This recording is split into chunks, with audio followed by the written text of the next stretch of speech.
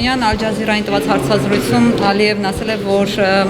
Նիկոլ Փաշինյանի հետ բանակցությունները դադարել են այն ժամանակվանից, երբ նա ասել է Արցախ-Հայաստանը եւ վերջ, իսկ նախորդ իշխանությունների հետ իրենք առաջընթաց էին ունեցել բանակցությունների շուրջ եւ քննարկում էին հիմնականում տարածքային ամբողջականության հարցերը։ Ինչ է սա նշանակում, որ նախորդ իշխանությունների հետ եղել են հստակ պայմանավորվածություններ, այս իշխանությունների հետ չի հաջողվել պայմանավորվածությունների կազմել։ Սա նշանակում է, որ նախորդ իշխանությունները չեն բացառել տարածքների վերադարձը եւ դա շատ հարմար է եղել Իլհամ Ալիևին։ Դրա մասին բազմիցս խոսվել է, դրա մասին նույնիսկ իր հարցազրույցում խոսել է Սերժ Սարգսյանը եւ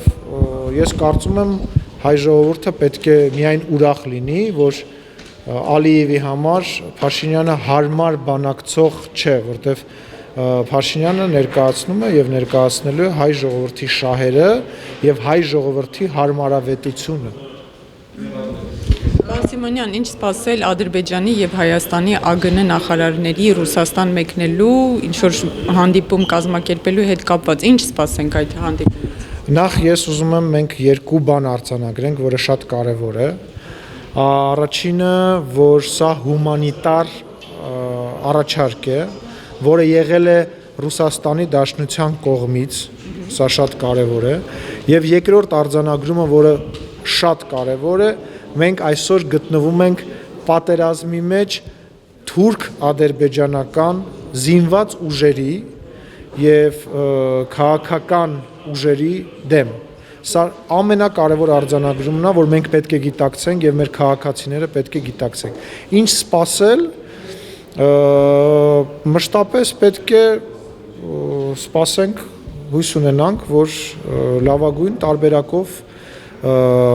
արդյունք կունենանք եւ դրա համար արվում է ամեն ինչ օր ու գիշեր, կարող եմ ասել, որ կառավարության եւ կուսակցության մեր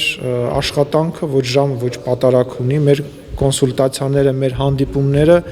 չունեն որևիցե ժամանակային սահմանափակում եւ արդեն քանի օր է մենք ռազմաճակատի դիվանագիտական մասը ապահովում ենք եւ ես կարող եմ տեսնելով արձագանքը համաշխարհային մամուլի, համաշխարհային քաղաքական գործիչների կարող եմ ասել, որ այդ մասում մենք միանշանակ հաջողել ենք եւ աշխարհը արդեն նույնիսկ կանգնած է այն բանի եզրին, որ որոշ երկրներ նույնիսկ չեն թաքցնում իրենց համակրանքը, նույնիսկ չեն թաքցնում իրենց վերաբերմունքը։ Եվրոպայի խորհրդի ելույթները, եթե դուք նայեք, ուղղակի կարելի է ասել դրական ամենաերբևիցե եղած արձագանքն է, ինչպես նաև եւս մի կարևոր փաստ դա Ռուսաստանի դերակատարումն է, այն բոլոր սակարկումները, այն ներողություն եմ խնդրում այդ բառի համար, այդ ստահոդ լուրերը, որոնք որ տարածվել են իրականությանը չեն համապատասխանում, այսօր մենք ունենք գերազանց հարաբերություններ նաև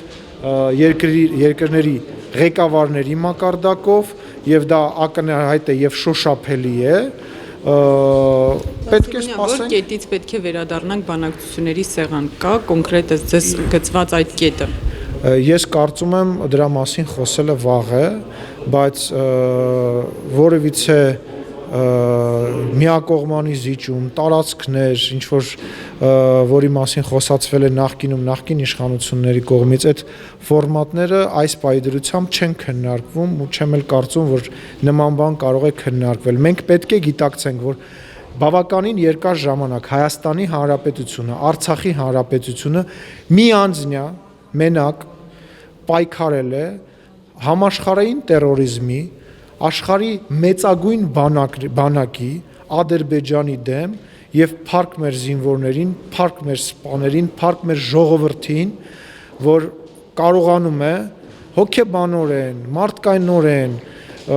կամքի առումով, իր աշխատանքի առումով դիմակայի ու դիմակայելու է մինչև վերջ։ Պարոն Սիմոնյան, ներքաղաքական նկատի ունեիք այն լուրերը, որ Նիկոլ Փաշինյանը խոսեց դավաճանների մասին, այնուհետև ԱԱԾ պետին հերացրեց եւ դա որակվեց որպես ռուսական կողմի թելադրանք, դա նկատի ունեք։ Չէ, ես նկատի ունեմ այն տեղեկությունները, որ պատերազմի պատճառները, պատերազմի հետ կապված ինչ որ գործողություններ են կատարվում, ինչ որ մարդիկ ինչ որ հարցեր են լուծում, ես նկատի ունեմ դա, իսկ ձեր նշածը Հայաստանի Հանրապետությունում իշխանությունը ինքն է որոշում իր բարձրաստիճան ուժային, մասնավորապես պաշտոնյաների ընտրության հարցը, մենք դա բազմիցս ապացուցել ենք, մեր գործընկերների հետ կապված որևիցե խնդիր, իդեպ այդ խնդիրների հետ կապված լուրերը նույնպես ուրիշ բառ չեմ ուզում օգտագործեմ, ամենամեղմ բառը ասեմ, որ դա սուտ է, ստոր սուտ է, դա մեղմն է։ Դրանք նկատի ունեմ։ Խնդրեմ Նարեկ ջան, բարեիք ասում։ Հարցը կապված էր վարչապետի գրառման հետ, նախ նշվում էր, որ քաղաքական ինչ-որ շրջանակներից կարող է ուղղորդված լինել այն անձը, որը հայտնվել է առաջնագծում եւ ասել է, թե հողերը Նիկոլը պատրաստվում է հանել, ըստ ձեզ որ շրջանակները կարող են լինել, պարոն Սիմոնյան։ Ես չեմ կարող հիմա դրա մեկնաբանեմ, ես կարող եմ ասել միայն այն, որ այս պայդրությամբ քննություն է ընթանում եւ վստահեցնում եմ շատ շուտով մենք կիմանանք շատ հստակ անուններ, շատ հստակ գործողություններ կտեսնենք եւ բավականին մեծ ենթադրում եմ ինֆորմացիա կլինի այդ առումով դաշտում, բայց գիտեք ինչ, դրանից զատ մեր համակարգացիները հոյակապ գիտեն ինչի մասին է խոսքը, ում մասին է խոսքը, ով է փորձում իր մանր անձնական եւ քաղաքական շահերը այստեղ այս պատերազմի շնորհիվ տաքացնել եւ առաջ տանել։ Դուք տեսնում եք, որ օրինակ մենք ունենալով բազմաթիվ խորագույն խնդիրներ Լուսավոր Հայաստան, Բարգավաճ Հայաստան կուսակցության հետ, այնուամենայնիվ այդ գիտակցությունը կա եւ այսօր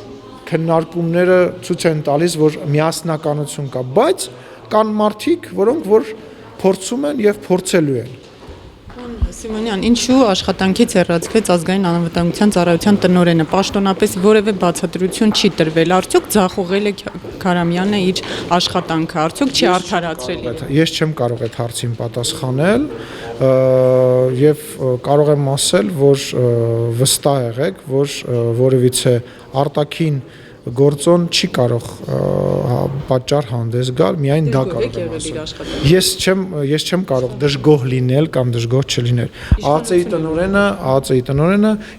ուղիղ ենթակայության տակ է Հայաստանի Հանրապետության վարչապետի։ Ուստի իմ կողմից մեկնաբանությունը տեղին չեմ համարում։ Շնորհակալություն վարչապետի գրառման հետ, պարոն Սիմոնյան, կապ կա թե ոչ։ Ես չեմ կարող մեկնաբանել, Նարեկ ջան, որովհետև որոշումը կայացնողը վարչապետն է։ Ես չեմ ուզում։ Նիկոլ Փաշինյանը մարտակոչում ասաց, որ չգիտես ինչու օրենսդրությունը թույլ չի տալիս, որ նոր զորացրվածները նորից գնան դիրքեր, պատրաստվում է օրենսդրական նախաձեռնություն սրա շուրջ եւ օրենքը փոխելու, հա։ Ես նման ինֆորմացիա չունեմ, բայց ձեր հարցից օգտվելով ուզում եմ մի, այսպես ասած, ինֆորմացիա տալ նաեւ մարտական գործողությունների տրամաբանության հետ կապված։ Օրենքը չի թույլատրում, այո, վարչապետը ճիշտ է ասել, եւ մենք պետք է հասկանանք, որ մարտական գործողությունները տարբերվում են այն գործողություններից, որի հետ մենք ծանոթ ենք 90-ականների թվից սկսած, հիմա ռոբոտների պատերազմի է սա վերածվել եւ մենք պետքա շատ լրջորեն մտածենք մեր հայացակարգը, մեր տրամաբանությունը այլևս այլ տրամաբանության մեջ է եւ Փառք Աստծո այս 2 տարվա ընթացքում մենք 2-3 կարևոր գործողություն ենք արել, որը որ մեզ թույլ է տվել այն հաջողությունը, որը որ մենք այս պահին ունենք, գրանցել, դա մենք ռազմաարդյունաբերության առումով, դրոններ արտադրելու առումով մենք բավականին առաջ ենք գնացել ու Փառք Աստծո այդ մեզ բավականին օգուտ է տվել այս գործողությունների ժամանակ, որովհետև տոտալ բլոկադայի ժամանակահատվածում քո կախվածությունը եւ արագությունը փոխվում է եւ դու կարողանում ես միանձնյա գործողություն անել եւ դիմակայել նույնիսկ այդպես մեծ քանակությամբ զորքին։ Սիմոնյան, գնացեք, վերջին մեկ հարցը, եթե հետևում ենք մեր պաշտպանության նախարարության եւ ՊԲԻՀ տվյալներին, հրապարակումներ մենք բավականին մեծ հաջողություններ ունենք եւ դիրքային առումով եւ առաջընթացի, բացառում եք, որ այս մոսկովյան հանդիպման ժամանակ կլինի այնպիսի իրավիճակ, որ մենք հետ քայլի կգնանք։ ինչ հետ քայլի մասին է խոսքը։ Մենք հետ քայլելու տեղ չունենք, այսինքն ես չեմ կարող իմ տան մեջ հետ քայլ անեմ եւ որևիցե բան։ Մենք մեր տան մեջ ենք եւ հաջողությունները, գիտեք ինչ, ես չգիտեմ, կա արդյոք մարդ, որը որ կարա ասի, որ գրոհայիններին, տերորիստներին, Թուրքիային, Պակիստանի, Աֆղանստանի, Ադրբեջանի այս միասնական քաղաքական դիրքորոշմանը մեր պուճուր ազգը 12 օր միանձնյա դիմադրելը հաղթանակ չի։ Ինչ որ դիրքեր, գիտեք ինչ, այդ շփման գիծը հետեւյալ տեսք ունի, ինչ որ ժամանակահատվածի ընթացքում ադրբեջանական զորքերը հաճախ սկզբնական մասում ինչ որ տենց մարտավարություն էին անանում, այսինքն ֆիլմերի մեջ տեսել եք, որ զոմբիները գալիս են եւ քանակի հաշվին դու իրանց հա ոչնչացնում ես, բայց իրանք քանակի հաշվին ինչ որ մաս են, հետո իրանց հետ էին շպրտվում։ Մարտավարություն ա եղել, որ մենք ուղղակի բացել ենք եւ ներս հավաքելով ոչնչացրել ենք, տարբեր բաներ են եղել եւ շփման գիծը զիգզակաձև օրվա ընթացքում 2-3 անգամ փոխվել է։ Ոստի էսա բանը, որ տպավորություն է եղել, նույնիսկ տպավորություն ունենք մենք, որ ներքին ռոպագանդայի համար, Ալիևի համար պահ ա եղել, որ ուղղակի իրանց առաջ են գցել մի լուսանկարի համար, որպեսզի Ալիևը կամ իր խորհրդականները կարողանան լուսանկար հրապարակեն, ասեն մենք ստեղ ենք գնացել, նույնիսկ բանի առումով, էլի գնացել տեսել ենք, որ այդտեղ իրոք մարդ չկա։ Այսինքն այդ տեսակի պատերազմել է վարվում եւ մենք պետքա շատ ուշադիր լինենք ինֆորմացիոն դաշտում, դա նույնպես ներա թափանցում շատ ֆեյսբուքյան կեղծ էջեր կան, որոնք անմիջականորեն ստեղծված են Ադրբեջանում, հայկական դրոշակներով, հայկական անուններով հայատար։ Պետքա դրա համար ի սկզբանե ասացինք մի հավատացեք։ Ու նորից եմ ասում, մարդիկ, որոնք փորձում են սրա վրա դիվիդենդներ հավաքել։ Այսքանը շնորհակալություն, հաղթանակ բոլորիս։